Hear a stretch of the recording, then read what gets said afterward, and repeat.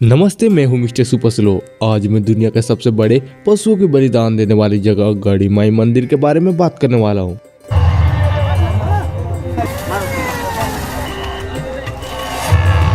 गढ़ी माई एक हिंदू त्योहार है जो नेपाल के 12 जिले में मुख्य रूप से बरियारपुर गांव में मनाया जाता है।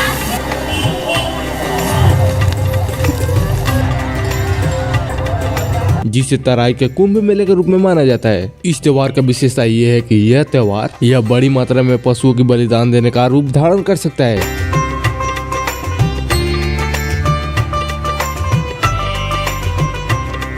विशेषकर वाटर बुफेलो का बलि दी जाती है। वाटर बुफेलो यानी कि भैंसे का पुरुष बछड़ा, इसे यहाँ के लोग पाड़ा के नाम से जानते हैं। इस त्योहार के बारे में कुछ महत्वपूर्ण तथ्य भी है। गढ़ी माई त्योहार प्रत्येक 5 वर्ष पर एक बार मनाया जाता है। यह त्योहार नवंबर के पहले सप्ताह में शुरू होता है और दिसंबर के पहले सप्ताह में मकर संक्रांति के दिन के बाद समाप्त हो जाता है। यह त्योहार पूरे 1 महीने तक चलता है और मकर संक्रांति के दिन पशुओं की बलि चढ़ाई जाती है, जिसमें विभिन्न प्रकार के पशु और पक्षी शामिल होते हैं, जैसे कि भैंसे का बछड़ा, मुर्गे, खसी, कबूतर और सुअर जैसे जानवर शामिल होती है। ये सब बेजुबान जानवरों का बलि दी जाती है। यह दुनिया का सबसे बड़े पशु बलिदान का मंदिर है। प्रत्येक वर्ष यहाँ पर लाखों भक्त आते हैं। BBC रिपोर्ट के अनुसार लाखों भक्त देवी से अपनी इच्छा पूरी करने के लिए या तो जानवरों को बलि देने या उनका वध देखने मंदिर आते हैं। 2019 बीते हुए त्योहार में लगभग 5 मिलियन लोग 3 किलोमीटर के क्षेत्र में पाए गए थे।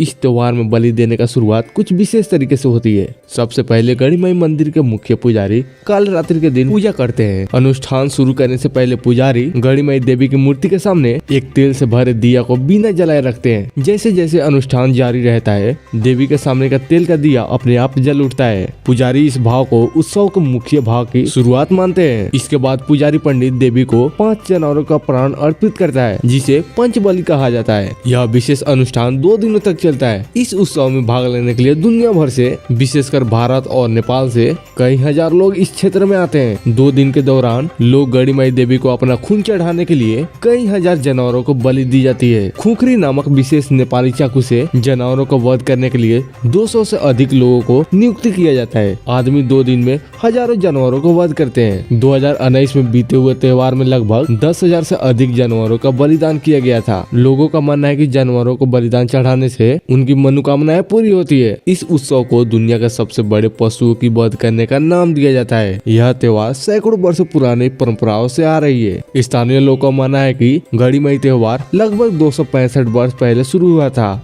जब भगवान चौधरी नामक एक नेपाली किसान के सपने में आया था कि अगर वह गढ़ी माई को रक्त अर्पित करने पर उसकी सारी समस्याओं का हल हो सकती है। प्रारंभिक बलिदान के लिए उन्होंने अपने शरीर से 5 बूंद रक्त अर्पित कर दिए। यहीं से इस परंपरा की शुरुआत हो गई। इस परंपरा के अनुसार भक्त प्रत्येक 5 वर्ष पर अपना खून ना देकर जानवरों को बलि देकर उनके खून अर्पित करते हैं। यह त्योहार मुख्य धार्मिक आचरणों में विभिन्न पशुओं की बलि देना शामिल है, जिसमें वाटर बुफेलो सबसे प्रमुख पीड़ित होता है। पहले अनुमानों में बलि देने वाले पशुओं की संख्या विभिन्न थी। बीते हुए 2009 गढ़ी माई उत्सव के दौरान 2.5 लाख जैती जानवरों की बलि दी गई थी। यह त्योहार के ऊपर बहुत सारे विवाद भी हैं। यह त्योहार विश्व भर में बड़े पैमाने वाले पशुओं की बलिदान के लिए निरंकुश वचन के लिए प्रसिद्ध है, जिसे पशु हित अधिकारियों, धार्मिक नेताओं और विभिन्न संगठनों ने आलोचना किया था। हर 5 वर्ष पर आने वाली गढ़ी माई उत्सव में लोग भक्तों, आध्यात्मिकता, संस्कृति और परंपरा के नाम पर लाखों जानवरों को मार दिया जाता है। परंपरा के नाम पर निर्दोष जानवरों की हत्या को रोकने के लिए कई प्रयास की गई।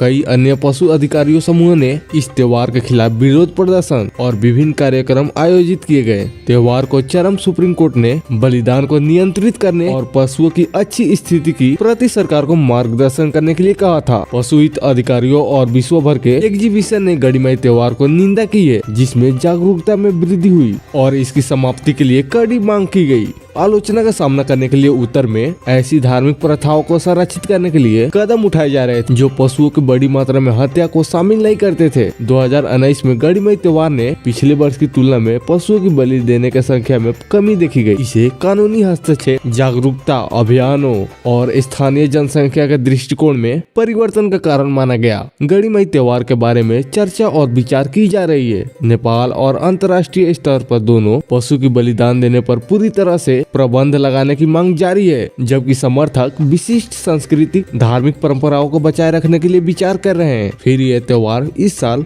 2024 में नवंबर के पहले सप्ताह में शुरू होगी। दोस्तों आज का हमारा चर्चा कुछ यहीं तक था, फिर मिलते हैं एक नई डॉक्यूमेंट्री में। तब तक के लिए आप लोग हमारे चैनल को सब्सक्राइब कर सकते हैं।